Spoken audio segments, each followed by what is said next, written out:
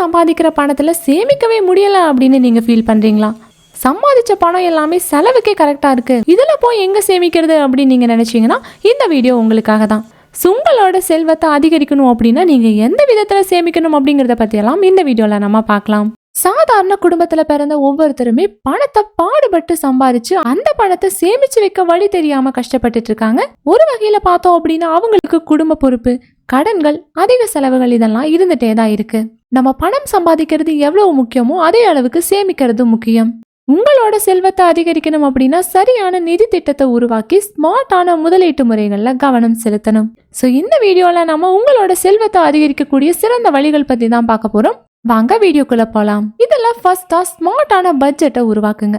முதல்ல உங்களோட செலவுகளை பகுப்பாய்வு பண்ணி நீங்க தேவையில்லாம பணத்தை எங்க செலவிடுறீங்க அப்படிங்கறத புரிஞ்சுக்கோங்க. சரியான பட்ஜெட்டை உருவாக்குறது மூலமா உங்களோட சேமிப்பை அதிகரிக்க முடியும். அது மட்டும் இல்லாம இது உங்களோட செலவுகளையும் கட்டுப்படுத்தும். அடுத்ததா சேமிக்கிற பழக்கத்தை வளர்க்கணும். ஒவ்வொரு மாசமும் ஒரு குறிப்பிட்ட தொகையை சேமிப்புக்காகவே ஒதுக்குங்க. இந்த சேமிப்பு உங்களோட திடீர் செலவுகளை ஈடு செய்யறக்கும் நீண்ட கால முதலீடாக மாத்தினீங்க அப்படின்னா உங்களோட செல்வத்தையும் அதிகரிக்க செய்யும். முக்கியமா ஆட்டோமேட்டிக்கான சேமிப்பு திட்டங்களையும் பயன்படுத்துங்க. இதனால ஒவ்வொரு மாசமும் உங்களோட குறிப்பிட்ட தொகை பார்த்தீங்கன்னா உங்களோட வங்கி கணக்கிலிருந்து உங்களோட சேமிப்பு கணக்குக்கு டெபாசிட் ஆயிரும்.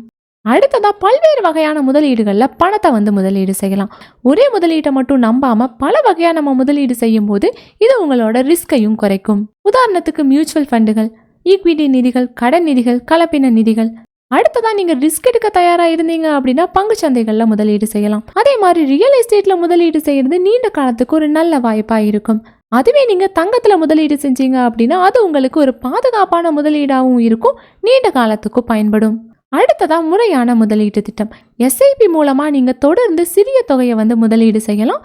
எஸ்ஐபியில முதலீடு செய்யறது மூலமா நீங்க சந்தையோட ஏற்ற இறக்கங்களையும் பயன்படுத்திக்கலாம். அடுத்ததா பங்கு சந்தையில முதலீடு. ரிஸ்க் எடுக்கிற திறன் உங்ககிட்ட இருந்துச்சு அப்படின்னா பங்கு சந்தைகள்ல முதலீடு செய்யறது மூலமா நல்ல லாபத்தை பெற முடியும். உங்களுக்கு குறைவான ரிஸ்கா இருக்கணும் அப்படின்னா ஈக்விட்டி மியூச்சுவல் ஃபண்டுகள், ETF நிதிகள் இந்த மாதிரி நிறைய விருப்பங்கள் இருக்கு. இதெல்லாமே பாத்தீங்கன்னா குறைவான ரிஸ்க் இருக்கிற மாதிரி இருக்கும். அடுத்ததா ஓய்வூதியம் மற்றும் ஓய்வூதிய நிதி. கண்டிப்பா ஓய்வூதியத்துக்கு அப்புறம் இருக்க நேரத்துக்கு திட்டமிடுறதுங்கிறது ரொம்பவே அவசியம். இதுக்காக பாத்தீங்கன்னா PPF, NPS, EPF இந்த மாதிரி நிறைய சேமிப்பு திட்டங்கள் இருக்கு.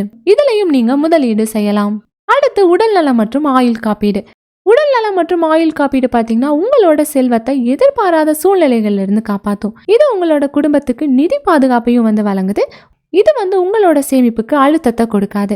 உடல்நல காப்பீடு பார்த்தீங்கன்னா உங்களோட மருத்துவ செலவுகளையும், ஆயுள் காப்பீடு பார்த்தீங்கன்னா எதிர்காலத்தில் உங்களோட குடும்பத்துக்கு நிதி பாதுகாப்பையும் வழங்குது. அடுத்ததா வரி திட்டமிடல்.